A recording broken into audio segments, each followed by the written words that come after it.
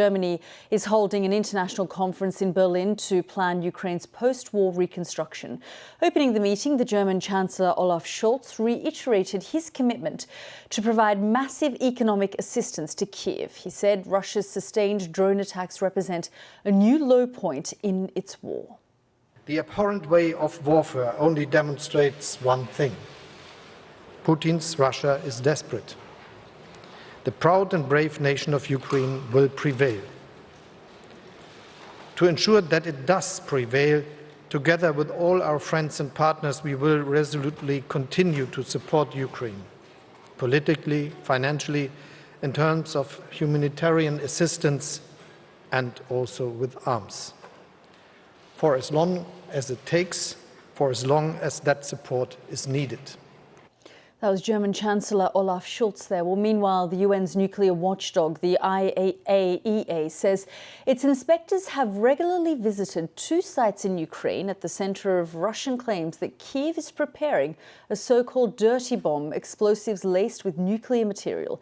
It says the inspectors will return in the coming days following a Ukrainian request. Russia has not offered any evidence for its allegations, which NATO dismisses. Well, let's speak now to our correspondent in Kiev, Hugo Bachega. And Hugo, lots of news going around today, but let's focus on this dirty bomb. A lot of concern there in Ukraine about the use of language from the Russian side when it comes to this so-called dirty bomb. Exactly, and the Ukrainians have been dismissing these allegations as absurd, as lies, and they say that Russia itself could be preparing to use a dirty bomb, which is a conventional bomb with radioactive material. And we saw that this accusation was first made by the Russian defense minister on Sunday. Then Russian officials repeated the same accusations without providing any evidence. And today, again, we heard the same accusations being made by the Kremlin spokesperson Dmitry Peskov. So Western countries have dismissed these allegations as false, but I think the fear here in Kiev is that this could be a pretext for a false flag attack by the Russians. In other words, the Russians could carry out an attack using a dirty bomb and then try to blame the Ukrainians for this attack. And I think it is interesting to see that these allegations are coming as the Ukrainians are going ahead with this counteroffensive.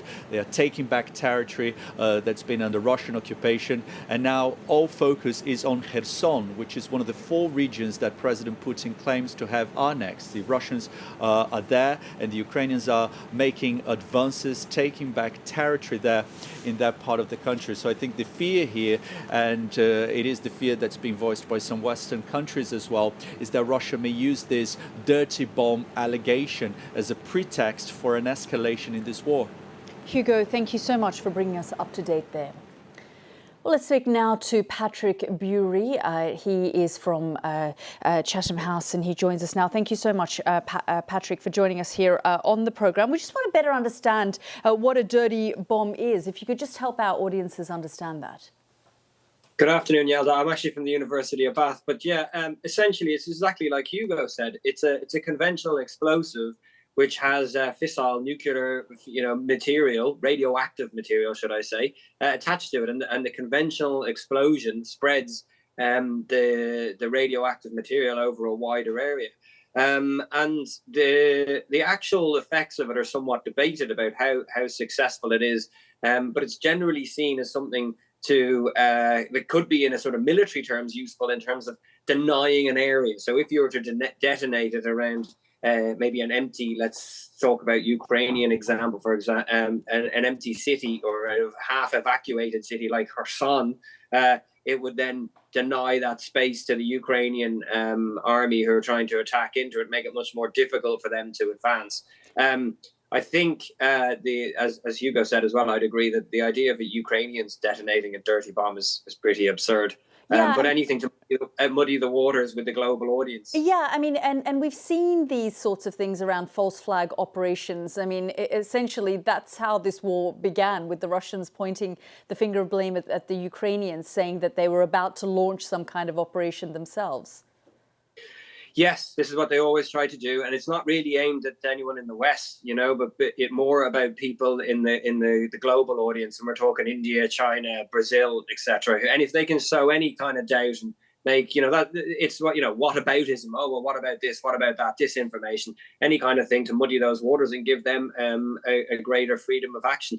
I also think what's going on in this is, and I've been on before talking about how Russia is more likely to escalate up the strategic nuclear threat as things get more serious. And I think what we're seeing between not only the talk of the dirty bomb, but the talks between Defense Minister Shoigu and his US counterpart a couple of days ago, and then yesterday, I think it was, we had the chiefs of staff also in the US, UK, and France speaking to General Gerasimov in Russia.